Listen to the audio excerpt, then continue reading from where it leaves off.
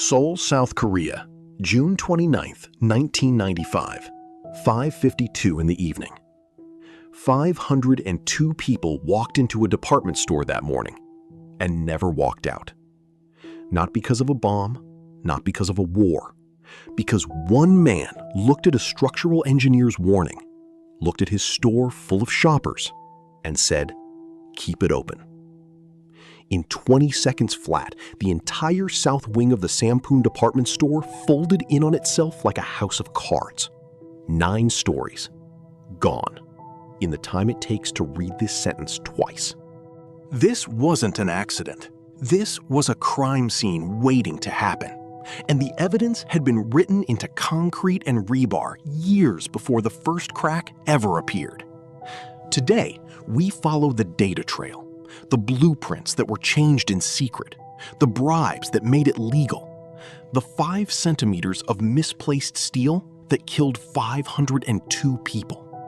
Because in structural forensics, every failure leaves fingerprints. To understand Sampoong, you have to understand Seoul in 1995. This was a city on fire, economically speaking. South Korea had just hosted the 1988 Olympics. The country was sprinting toward first world status. GDP was doubling. Cranes filled every horizon. Buildings went up faster than building codes could be written. They called it people's capitalism. The idea was simple. Build fast, build big, get rich. Safety inspections? A formality. Structural standards? Negotiable, for the right amount of money. Local laws blocked international construction firms from operating in Seoul. That left a handful of domestic companies with more contracts than they could legally handle, and a culture where cutting corners wasn't just tolerated, it was expected. Into this environment stepped Lee Jun, chairman of the Sampoong Group, a man who turned a discount supermarket chain into a luxury retail empire, and a man who had a habit of treating engineering blueprints as rough suggestions. In 1987, he acquired a plot of land in the upscale Seoul district, built on a former landfill, to construct what he envisioned as Seoul's most glamorous shopping destination, the Sampoong Department Store. The original plans called for a 4-story commercial building, modest, manageable, structurally sound. Lee Jun looked at those plans and saw something entirely different. When Lee Jun decided to convert his building into a 5-story luxury department store, the original contractor, a firm called Woosung Construction, did something remarkable for this era of Seoul's development. They said no. Their engineers reviewed the design changes Lee demanded and presented a clear finding. The modifications would make the building structurally unsafe, adding a 5th floor, removing load-bearing walls, cutting holes for escalators through columns that held the entire weight of the structure above. Lee Jun's response? He fired them and replaced them with his own in-house construction division, Sampoong Engineering and Construction, whose job security depended entirely on doing exactly what Lee Jun asked. What followed was a systematic dismantling of structural integrity, deviation by deviation. The building used flat slab construction, a technique where concrete floors rest directly on columns with no supporting crossbeams underneath. Efficient, economical, but unforgiving. Every pound of load flows straight down through those columns. Weaken a column, and you weaken the entire floor above it. The approved blueprints called for support columns 80 centimeters in diameter. Lee's builders made them 60. That's a quarter of the load-bearing capacity gone. The columns were designed to contain 16 steel reinforcement bars, rebars, to give them tensile strength. The builders used 8. Half the steel, half the strength. In the floor slabs themselves, the rebars were placed 10 centimeters from the top surface instead of the required 5. That single deviation reduced the slab's structural strength by 20%. And in several critical zones, the exact points where floor meets column, engineers had designed drop panels, reinforced concrete pads that distribute the crushing weight of the slab across a wider surface area. They prevent what engineers call punching shear failure. The builders left them out entirely. Punching shear failure. That's when a column punches straight up through a floor slab like a fist through paper. It was the exact mechanism that would eventually trigger the collapse.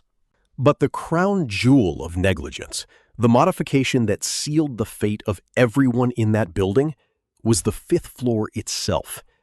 To dodge zoning regulations limiting commercial floors, Lee registered it as a roller skating rink.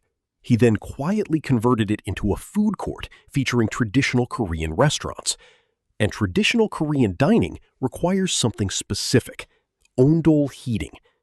Underfloor hot water pipes requiring a 1.2-meter slab of concrete to encase them, plus industrial kitchen equipment on top of that. The fifth floor, as built, was nearly 4 times heavier than the roof was designed to bear. The building had been cracking for months. Staff reported strange noises in April. Ceiling tiles had fallen. But the store had stayed open because closing meant lost revenue. On the morning of June 29th, the warnings became impossible to ignore. 8:05 a.m. The night security guard left a handwritten note for the facility manager. Strange noises from the roof, again. 10:02 a.m.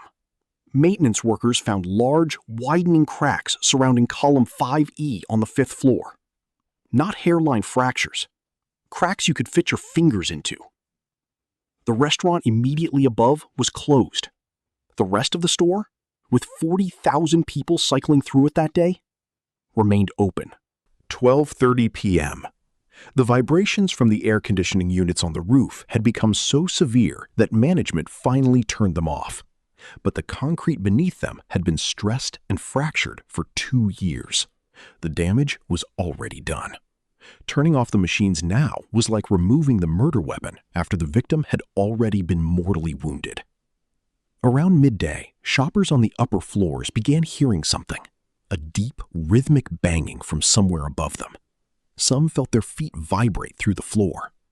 Management quietly moved expensive merchandise to the basement, where it would be protected from potential water damage if the roof leaked. They said nothing to the customers. 4 p.m. An emergency meeting convened in Lee Jun's office. A structural engineer was brought in.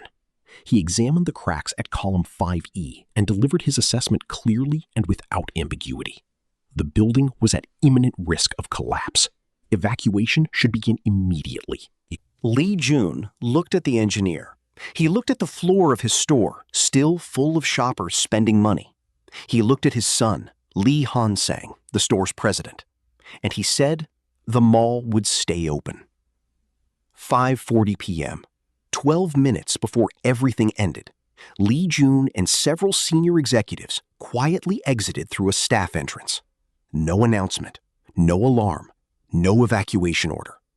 Thousands of employees and customers remained inside, going about their evening, unaware that the men who owned the building had just decided to leave them in it. 5:52 p.m. Column 5E gave out.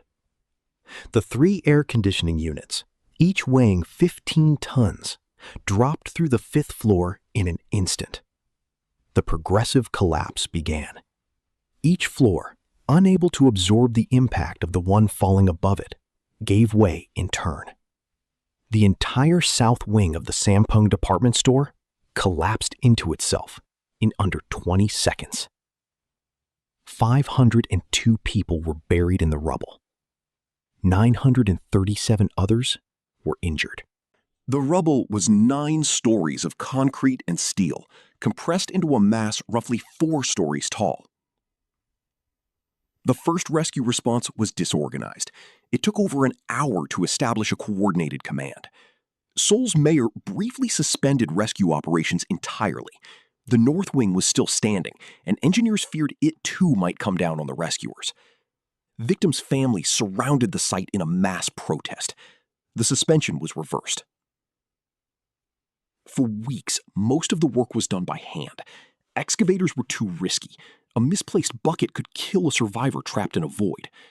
Workers passed chunks of concrete down human chains. They listened for sounds. Some of those trapped drank rainwater that seeped through the rubble. Others didn't survive the first night. A survivor pulled out on the 9th day reported something that would haunt the rescue workers for years. People who had survived the initial collapse, trapped in air pockets, alive and calling out, had drowned. Not from the rubble, from the water pumped into the structure to suppress fires and the water that leaked from broken pipes. They had lived through the fall. And then the rescue effort's own water supply had filled the voids around them. 3 rescues defined the aftermath in the public consciousness. Lee Sun-min, 18 years old, pulled out after 10 days. Yu-ji Hwan, also 18, after nearly 12. And then, on the 17th day, 17 days after the building fell, rescue workers heard something in a section that had already been searched 3 times. A sound. Faint. A voice. Park Sung-hyun, 19 years old, was pulled from the rubble on July 15th, 12 days after most professionals had stopped expecting to find anyone alive. She had survived on the moisture from the rubble around her. She had minor scratches. 17 days. When she emerged, blinking in the July sunlight, wrapped in a silver emergency blanket, the crowd surrounding the site broke into applause. 6 other victims were never recovered. Their remains are believed to still be in the rubble, which was dumped at the Nanjido landfill outside Seoul, now a public park. Even as survivors were still being pulled from the rubble, forensic structural engineers were already moving through what remained of the building with something more powerful than a warrant: physics. The collapse pattern itself was a confession. In a properly built flat slab structure, a localized failure in one column might cause local deformation. With sufficient reinforcement and correctly placed drop panels, the surrounding structure can redistribute the load and prevent a total collapse. The engineers call it ductile failure. The building bends before it breaks. What happened at Sampoong was the opposite. The engineers examining the collapse found a pattern called progressive pancake collapse. Every floor, in sequence, failed. No redistribution, no ductility, just sequential destruction from top to bottom at near freefall speed. The forensic read was clear. The structure had no redundancy. Every deviation from the blueprint had removed one more layer of safety margin until the building had none left. When investigators compared the actual construction to the approved blueprints, what they found was less a building and more a prosecution exhibit. Columns the wrong size, half the required rebar, missing drop panels, 5th floor loads 4 times the design limit, a roof that had been dragged across for 2 years by machinery too heavy for it. And crucially, paperwork. Building permits that had been approved, inspection reports that had been signed, safety certifications that had been issued. All of them paid for. Investigators worked backward through the bribery trail. The district office, the permit inspectors, the zoning officials who had quietly allowed a roller skating rink to operate as a restaurant for years. The forensic evidence didn't just reconstruct a building failure. It mapped a corruption network. The investigation also surfaced something else. In the days before the collapse, Lee Jun and senior management had held internal discussions about whether to close the building. Engineers had been consulted. Warnings had been formally delivered and formally ignored. There was a paper trail. In criminal forensics, intent is the hardest thing to prove. The Sampoong investigators had intent in writing. The Sampoong trial produced convictions. Prosecutors had done their work. Lee Jun was convicted of criminal negligence and bribery. Prosecutors had sought 20 years. He received 10.5, later reduced to 7.5 on appeal. He served his time, was released, and died in 2003. His son, Lee Han-sang, received 7 years for corruption and accidental homicide. After his release, he became an evangelist in Mongolia. The former chief of the Seoul district received 10 years. Numerous city officials and permit inspectors were jailed for accepting bribes. The Sampoong Group was ordered to liquidate its entire assets for victim compensation. The company went bankrupt. By 2003, payouts totaling 375 billion South Korean won, roughly 300 million US dollars, had been distributed across 3,293 documented cases. The site itself was eventually cleared and redeveloped into a luxury apartment complex called Acro Vista, completed in 2004. The rubble, possibly still containing the remains of 6 unrecovered victims, was dumped at the Nanjido landfill, which is now a public park. In the immediate aftermath, a government survey was commissioned. How safe were the other high-rise buildings in Seoul? The results were extraordinary, and they were terrifying. Of all the high-rise structures surveyed, only 2% were found to be safe and built to code. 84% required some form of repair. 14% were so structurally compromised they needed to be demolished entirely. Sampoong was not a lone failure. It was the most visible symptom of a system-wide disease. South Korea responded. The Disaster Control Act was enacted in 1995. A National Rescue Service was established. An emergency management agency followed in 2004. A Ministry of Public Safety in 2017. And yet, the Serious Accident Punishment Act, the law explicitly designed to hold corporate leaders accountable for safety failures, was only passed in recent years. Critics note that it still largely excludes clients and project owners like Lee Jun from direct criminal liability. The regulations, as they say, were written in blood. In digital forensics, we talk about artifacts. The traces a system leaves behind when something goes wrong. A modified timestamp, an altered file hash, a log entry that contradicts the official version of events.